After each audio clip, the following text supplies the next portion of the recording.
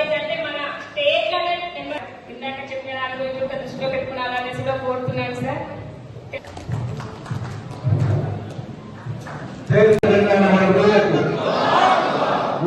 తెలంగాణ మన వీళ్ళకు, సోదరి వాళ్ళందరికీ, నా భార్య తప్ప,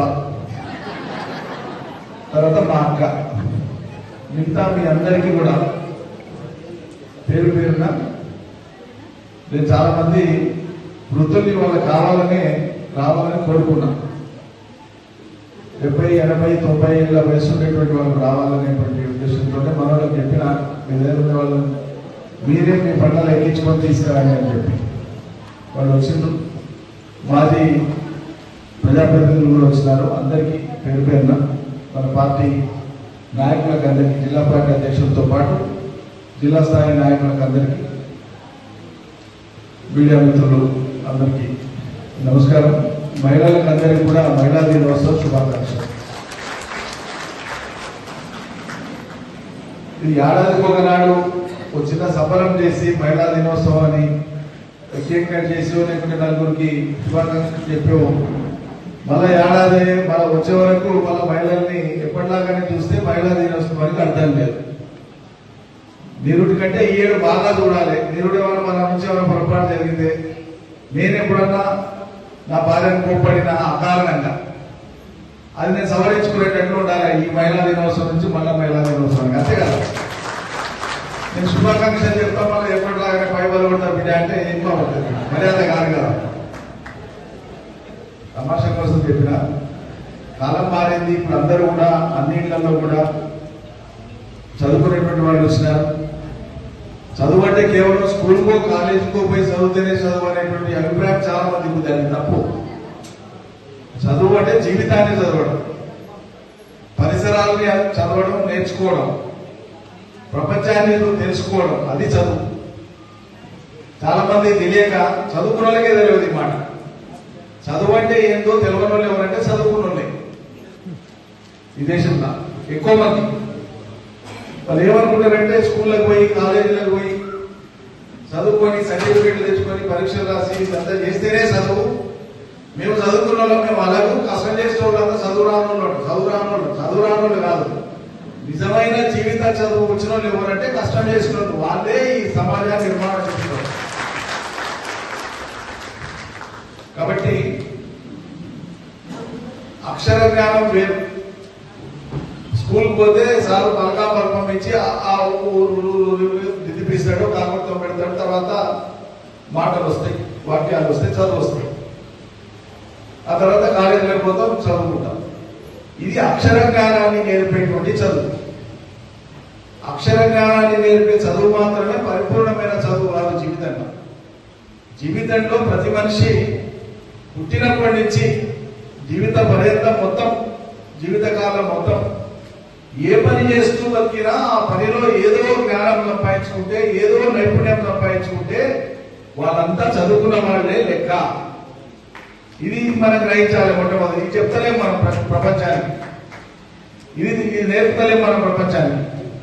అందుకోసం వల్ల నేను నిన్న రాత్రి మండలం, నిన్న సాయంత్రం ముఖ్య నాయకులకు చెప్పిన మండలానికి 5-6 మంది పెద్ద మనుషులు దొరకారండి. ఎందుకంటే నేను 60 ఏళ్ళు నిండినోని, 40 ఏళ్ళకు నేను దండ పెట్టలేను కాబట్టి 80-90 ఏళ్ళ వయసు ఉన్న వాళ్ళని దొరకారండి. వాళ్ళు కూడా కాయకష్టం చేసిన వాళ్ళు అయి ఉండాలి, సేద్యాలు చేసిన వాళ్ళు అయి ఉండాలి, కూలు చేసిన వాళ్ళు అయి ఉండాలి. అటువంటి వాళ్ళని దొరకొచ్చి మహిళా దినోత్సవం నాడు వాళ్ళని సత్కరిస్తే, వాళ్ళని గౌరవిస్తే, శ్రమను గౌరవించినట్టు, శ్రమ జీవుని గౌరవించినట్టు, మహిళల్ని గౌరవించినట్టు. చదువుకున్న నలుగురికి వేతని కదా నా ఉద్దేశం, అపార్థం చేసుకోవాలి. చదువుకున్న నలుగురిని గౌరవించి మేము గౌరవించిన మహిళలు అంటే సరిపోదు. ఈ సమాజ నిర్మాణంలో, ఈ లోకం బతుకులో ప్రధాన పాత్ర పోషిస్తున్న వాళ్ళు ఎవరంటే స్కూళ్ళు కాలేజీలకు పోకుండా పనులు చేసి లోకాన్ని బతికించేటువంటి మహిళలు. ఇక్కడికి విచ్చేసిన మహిళలకు, పురుషులకు అందరికీ కూడా నా హృదయపూర్వక ధన్యవాదాలు. ఈరోజు అంతర్జాతీయ మహిళా దినోత్సవాన్ని సందర్భంగా పురస్కరించుకొని మనం ఇక్కడ నిర్వహిస్తున్న ఈ కార్యక్రమానికి మహిళలు పెద్ద ఎత్తున రావడం అంటే వృద్ధులు, వయోవృద్ధులు, యువతులు అందరూ కలిసికట్టుగా రావడం అనేది చాలా సంతోషంగా ఉంది. మాట్లాడాలంటే కూడా కొంచెం సార్ ఉన్నాడు పక్కన, భయపెడుతుంది.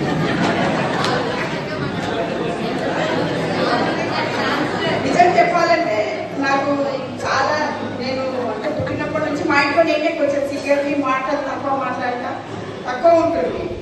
కానీ నిజం చెప్పాలంటే సార్ని పెళ్లి చేసుకున్న తర్వాతనే వాళ్ళ ఫ్రెండ్స్ వస్తే కూడా దగ్గరికి వెళ్ళి మాట్లాడకపోయేదాన్ని ముందరికి. అంటే మా నాయనమ్మ వాళ్ళు ఏంటంటే స్త్రీలు ఇంటి పట్టున ఉండాలి, లోపల ఉండాలి, బయటికి రావద్దు, ఇట్లే ఉండాలి అని చెప్పినందుకు చాలా సిగ్గుపడి మాట్లాడకపోయేదాన్ని. చాలా ప్రోత్సహించి చాలా ప్రోగ్రామ్స్ తీసుకెళ్ళి, మీటింగ్లకు తీసుకెళ్ళి, చాలా అంటే నేను రానన్న కూడా వెంబడి పెట్టుకొని తీసుకెళ్ళి నన్ను చాలా ప్రోత్సహించి ఈ రోజు మీ ముందు ఇంట్లో మాట్లాడడానికి ధైర్యాన్ని ఇచ్చింది. దానికి నేను ఎప్పుడు మేము దున్నుకొని చేసుకొని బతికిందే కానీ మా ఊరు ఏం పైలేవలు రాలేదు. ఎప్పుడైనా చూడు మేము మళ్ళీ మీకే చేస్తాం కానీ మమ్మల్ని చూడలేదు సార్. ఇప్పటికైనా మమ్మల్ని చేరుకోలే. మాది ఆడవాళ్ళం మగవాళ్ళం కష్టం చేసి ఇప్పుడైనా ఈ మమ్మల్ని నాయకుడికి రావాల్సిందో ఆడవాళ్ళు ఏమనుకుంటుందో అందరి కష్టం చేసి మా ఊరు చూడు సార్ మేము అనుకోవచ్చు. కానీ మా ఊళ్ళో ఎవరు చేస్తారో కావాలి. ఇప్పటికైనా మా ఊళ్ళో అదుకొని కట్టాలు కొని నా డబ్బుగా వచ్చి జరిగారా ఒక ఆయన తోడుకొని నన్ను వచ్చింది.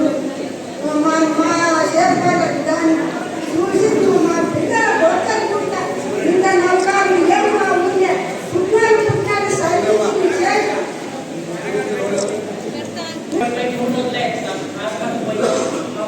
సైతం పట్టించుకోకపోతే అట్లనే నాకు రోజులున్నా సార్ ఉన్నప్పుడుగా ఇంకా అట్లనే చేసింది. కానీ మన సార్ ఇచ్చిన కిట్లు మొత్తం వాళ్ళు స్టిక్కర్ బీటీ ఇస్తుంటే నాకు చాలా ఏర్పొచ్చేది సార్. అక్కడ ఉన్నా కానీ మన సార్ క్యాంప్లెస్లు, మన సార్ ఇచ్చిన కిట్లు అన్ని బీటీ వాళ్ళు ఉత్తలు ఇచ్చి పంపిస్తున్నారు సార్. అక్కడ నుంచి మాకు వద్దని ఉంటే మేము ఒక్కనే వచ్చినాం సార్. అక్కడ నుంచి మాకు ఆ కిట్ వద్దు సార్, దాని పోస్టర్ లేదు, మాకు కిట్టే వద్దని చెప్పి ఊక వచ్చేసినాం మేడం.